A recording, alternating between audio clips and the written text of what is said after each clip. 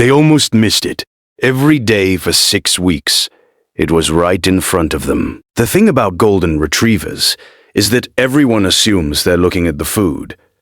That is the reasonable assumption. That is the assumption that a dog's entire history as a domestic companion has trained us to make. When a golden retriever appears beside a child's high chair at mealtime and stares upward with that specific, wide-eyed, forward-eared attention, you think he wants whatever is on the tray. You think that is a dog who has learned that small children drop things. You do not think anything else, because you don't need to think anything else, because the explanation is obvious and complete and has always been right before. Melissa Caruso was a bookkeeper. She worked from home 3 days a week and spent the other 2 days managing the logistics of a 14-month-old named Felix, which is to say, she spent those 2 days moving between crises and meals and naps while trying to keep the chaos within manageable range. She was efficient, practical, and not particularly given to reading significance into things that had an obvious explanation. Beau was 7 years old, a golden retriever of the old-fashioned variety, broad-headed and patient and the color of warm caramel in afternoon light. He had been part of the household since before Melissa's husband Tom had proposed, which made Beau, in some technical sense, the longest-standing member of their family. He was good with Felix. He kept his distance during the fussiest hours. He had no food-guarding behavior, no resource issues, no history of anything that required discussion. He also, starting around week 6 of Felix's introduction to solid foods, positioned himself beside the high chair at every single meal and stared upward at the baby's face. Not at the tray, at the face. Melissa noticed it in the 2nd week. She thought, he smells the pureed sweet potato. She thought, he's hoping Felix will throw something. She gave Beau a piece of carrot and sent him to his bed. He went. He came back at the next meal and positioned himself in the same spot. Tom noticed it.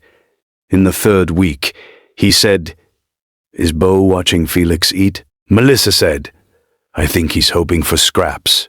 Tom said, "He doesn't look like he's hoping for scraps."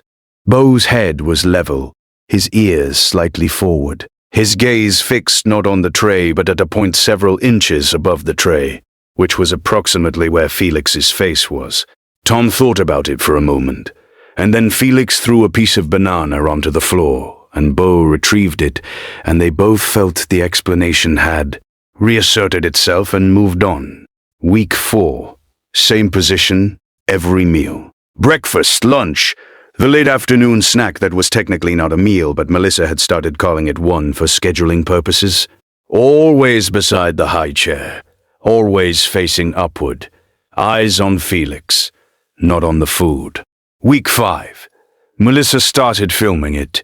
Not because she thought it was significant, because it looked like something and she couldn't name what, and filming was easier than explaining. She sent the footage to her sister, who said, "Cute." She sent it to Tom, who said, "Weird." Neither of them had anything more useful than that. If you stay for stories about what animals sense before we do, you're in the right place. Subscribe so you don't miss the next one. Week 6. Felix had his 14-month well-child visit. Melissa mentioned the dog behavior while the pediatrician was writing notes, not because she thought it was medically relevant, but because she was running out of people to tell. The pediatrician, Dr. Vera Yamamoto, stopped writing. She asked Melissa to describe it again. Melissa described it again. Dr. Yamamoto asked, "When did solid food start?" Melissa said, 6 weeks ago. Dr. Yamamoto said, "Has Felix had any reactions? Any rash? Any fussiness? Any congestion after eating?" Melissa said, "There had been some congestion. She had thought it was a cold. It had lasted 3 weeks." Dr. Yamamoto said, "What were you introducing at that time?" The answer was eggs. Felix's panel came back 10 days later. He had a moderate egg allergy, not anaphylactic, Not the life-threatening kind, but the kind that produced low-grade systemic inflammation, chronic congestion, the kind of immune response that builds quietly rather than dramatically, producing compounds in the blood and breath that an animal with a highly specific olfactory system could detect at concentrations no human instrument in that kitchen was built to read. Beau had positioned himself beside the high chair at every egg meal for 6 weeks. He had not positioned himself with the same consistency at other meals. Melissa went back through her phone footage and checked the dates. Scrambled eggs. Beau at the chair. Pureed banana. Beau at the chair, but less fixed. Oatmeal. Beau in his normal spot across the room. French toast. Beau at the chair. Full attention. The pediatric allergist who reviewed the case, Dr. Marco Rinaldi, told them that this pattern was consistent with documented behavior in dogs responding to inflammatory markers in breath and skin conductance.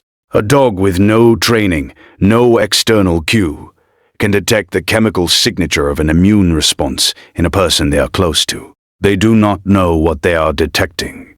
They know something is different. They position themselves to monitor it. He said, "Your dog was doing what I do when I run a panel. He just couldn't tell you the number." Has your dog ever done something that made no sense until it was the only thing that made sense? Tell us in the comments. These stories deserve to be heard. Felix is off eggs for now. He'll be retested at 2 years. He's doing well.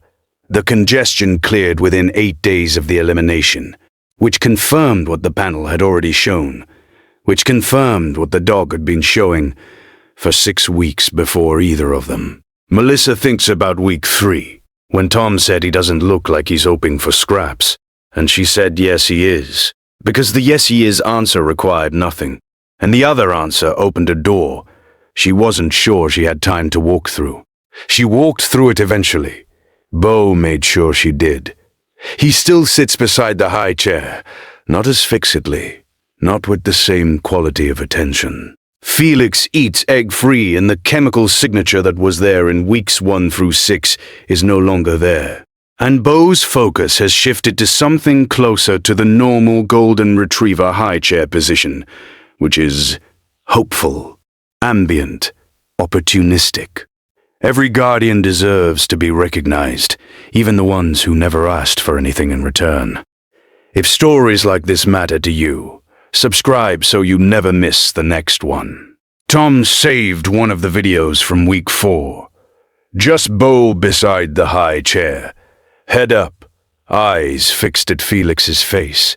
Felix laughing at something on his tray, completely unaware of being monitored.